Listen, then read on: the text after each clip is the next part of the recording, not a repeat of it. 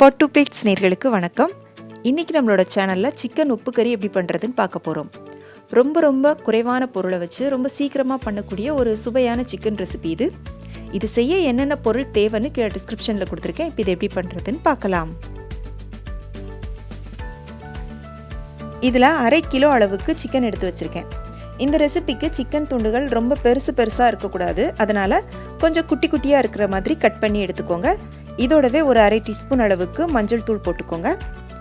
இதில் 1 table spoon அளவுக்கு இஞ்சி விழுது எடுத்து வச்சுருக்கேன். இதில் பூண்டு சேர்க்கல, வெறும் இஞ்சி விழுது மட்டும்தான். இதை இதோட போட்டுட்டு நல்லா கலந்து விட்டுக்கோங்க. கலந்துட்டு இதை ஒரு 15 நிமிஷத்துக்கு நல்லா ஊற விட்டுக்கோங்க.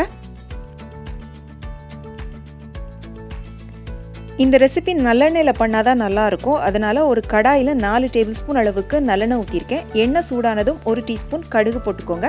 கடுகு வெடித்து வந்ததும் 1 டீஸ்பூன் அளவுக்கு சோம்பு போட்டுக்கோங்க. இதோடவே 1 டீஸ்பூன் அளவுக்கு உளுந்து போட்டுக்கோங்க. உளுந்து கொஞ்சம் நல்லா வறுப்பட்டதுக்கு அப்புறமா இதில் ஒரு 1/4 கிலோ அளவுக்கு சின்ன வெங்காயத்தை நான் உரித்து 2 கட் பண்ணி வச்சுருக்கேன். அதையும் சேர்த்து நல்லா வதக்கிக்கோங்க.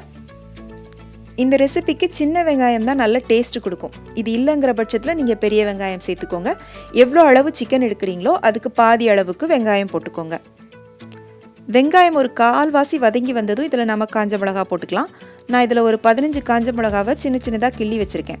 இந்த ரெசிப்பியில் காரத்துக்காக நம்ம வேறு எந்த மசாலா பொருட்களும் சேர்க்க போகிறதில்ல. இந்த காஞ்ச மிளகாவும் இதில் நம்ம சேர்க்க போகிற மிளகும் மட்டும்தான் இதுக்கு காரம். அதனால் உங்களோட காரத்துக்கு ஏற்ற மாதிரி நீங்கள் காஞ்ச மிளகா போட்டுக்கோங்க. பொதுவாக இந்த ரெசிபிக்கு நம்ம தாளிக்கிறதுக்கு யூஸ் பண்ணுற குண்டு மிளகா இருக்கு இல்லையா, அதுதான் போடணும். அது இல்லை அப்படிங்கிறதுனால நான் இந்த மிளகா போட்டிருக்கேன். உங்ககிட்ட இருந்துச்சுன்னா நீங்கள் போட்டுக்கோங்க. அடுத்ததாக இதில் ஒரு 15 பல் பூண்டு எடுத்து வச்சுருக்கேன். பூண்டை இந்த மாதிரி ஒன்றும் பாதியமாக தட்டி வச்சுக்கோங்க. இதை இந்த வெங்காயத்தோடு போட்டு நல்லா வதக்கி விட்டுக்கோங்க. நம்ம ஏற்கனவே சிக்கனோட இஞ்சி பேஸ்ட்டு கலந்து ஊற வச்சுருக்கோம். அதனால் இதில் இஞ்சி போட தேவையில்லை. இதோட ஒரு கைப்பிடி அளவுக்கு கருவேப்பிலை போட்டுக்கோங்க. கருவேப்பிலை கொஞ்சம் அதிகமாகவே போட்டுக்கோங்க. முடிஞ்ச வர நல்லா ஃப்ரெஷ்ஷான கருவேப்பிலை கிடச்சிச்சின்னா போட்டுக்கோங்க. ரொம்ப நல்லாயிருக்கும். இப்போ நம்ம ஊற வச்ச சிக்கனையும் இதோட சேர்த்துட்டு இதுக்கு தேவையான அளவுக்கு உப்பு போட்டுட்டு நல்லா வதக்கி விட்டுக்கோங்க.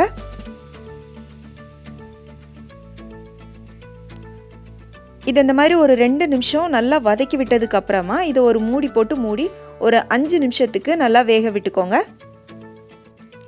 இப்போ இதில் நீங்கள் தண்ணி சேர்க்க தேவையில்லை. நம்ம இந்த மாதிரி மூடி போட்டு மூடி வேக வைக்கும்போது இந்த சிக்கன் வெந்து இதிலேருந்து தண்ணி விட்டுட்டு வரும். இப்போ பாருங்கள், 5 நிமிஷம் கழித்து நான் மூடியை திறந்துருக்கேன். சிக்கன்லேருந்து எவ்வளோ தண்ணி வந்திருக்கு பாருங்கள். இந்த தண்ணியிலே இந்த சிக்கன் வேகணும். அதனால் திரும்பவும் இதை வதக்கி விட்டுக்கோங்க. நல்லா இந்த தண்ணி வத்துற அளவுக்கு இதை திரும்ப வதக்கி விட்டுக்கோங்க. இது ஒரு ட்ரை ரெசிபி. இதை நீங்கள் தயிர் சாதம், சாம்பார் சாதம் இல்லை பருப்பு சாதத்தோடலாம் சைட் டிஷ்ஷாக வச்சு சாப்பிட்லாம். ரொம்ப நல்லாயிருக்கும். நான் இன்றைக்கி ரசம் பண்ண போகிறேன். அதனால் இந்த தண்ணியிலேருந்து ஒரு 2 குழிக்கரண்டி மட்டும் எடுத்து தனியாக வச்சுக்கிட்டேன். இதை நாம் செய்கிற ரசத்தோடு சேர்க்கும்போது ரசத்தோட டேஸ்ட் ரொம்ப நல்லாயிருக்கும். கண்டிப்பாக ட்ரை பண்ணி பாருங்கள். இப்போ சிக்கனில் இருந்த தண்ணியெல்லாம் நல்லா வற்றி ட்ரை ஆயிருச்சு. சிக்கனும் நல்லா வெந்துருச்சு. கடைசியாக இதில் ஒரு 1/2 டேபிள் ஸ்பூன் அளவுக்கு மிளகுத்தூள் போட்டுக்கோங்க. இதில் கரம் மசாலா தூள் சேர்க்க மாட்டாங்க. உங்களுக்கு வேணும் அப்படின்னா நீங்கள் கொஞ்சமாக கரம் மசாலா தூள் கூட போட்டுக்கலாம். போட்டுட்டு திரும்பவும் ஒரு 2 நிமிஷத்துக்கு இதை நல்லா வதக்கி விட்டுக்கோங்க. அவ்வளோதான், நம்மளுடைய சுவையான சுலபமான சிக்கன் உப்பு கறி தயாராகிடுச்சு. ரொம்ப கம்மியான பொருளை வச்சு பண்ணக்கூடிய ஒரு சுவையான ரெசிபி இது. கண்டிப்பாக உங்கள் வீட்டில் ட்ரை பண்ணி பாருங்கள். ரொம்ப நல்லாயிருக்கும். செஞ்சு பார்த்துட்டு எப்படி இருந்துச்சுன்னு உங்களுடைய கருத்துக்களை எனக்கு கீழே கமெண்ட் செக்ஷனில் சொல்லுங்கள். பிடிச்சிருந்தா உங்கள் ஃப்ரெண்ட்ஸுக்கும் ஷேர் பண்ணுங்கள், லைக் பண்ணுங்கள், சேனலுக்கு சப்ஸ்கிரைப் பண்ணுங்கள். மீண்டும் வேறொரு ரெசிபியோடு சந்திக்கிறேன். நன்றி, வணக்கம்.